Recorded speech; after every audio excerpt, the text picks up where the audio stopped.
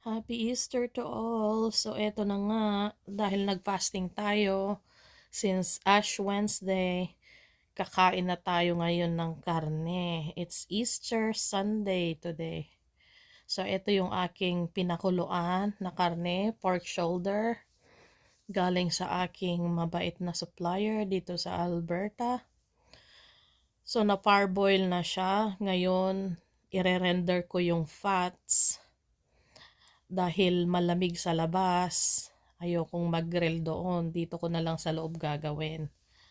So, etong cast iron, i-sprayan ko lang ng konting oil. Pinapainit ko na siya para hindi nadikit yung ating karne. Ayan, mainit na mainit. Kanina nausok pa yan. Sprinkle ko lang ng konti ding pepper. So, malambot na yung karne. Tatanggalin lang natin yung ano para hindi nakakaumay. Yung konting taba. So usually, kung gumagawa ako ng dinakdakan, gumagamit din ako ng tenga.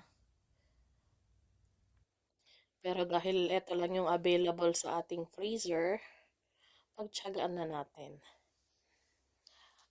Ang kaibahan lang nito, dahil tatawagin ko siyang authentic, meron akong nakuhang utak ng baboy. Kasi yung supplier ko, nabigyan niya ako.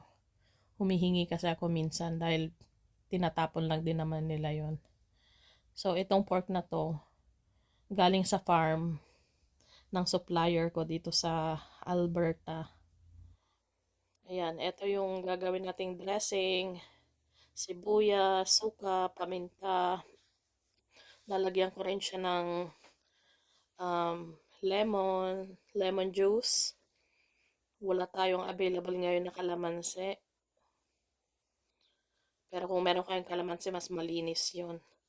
So, cane vinegar ang ginagamit ko. Then, hahaluan ko siya ng lemon juice. So, ito yung nakikita nyo. Yan yung pinakuluan kong utak ng baboy. Napakuluan na yan. Yan, ihalo natin. Ganito yung style ko ng paggawa ng dinakdakan. Hahaluin ko na siyang maigi yung dressing niya bago ko ilalagay yung karne. Para matitikman ko din muna yung kanyang sauce. Kung kailangan mo pa ng konting asin o kailangan mo ng konting suka, at least matitimpla mo na siya bago mo ihahalo dun sa karne.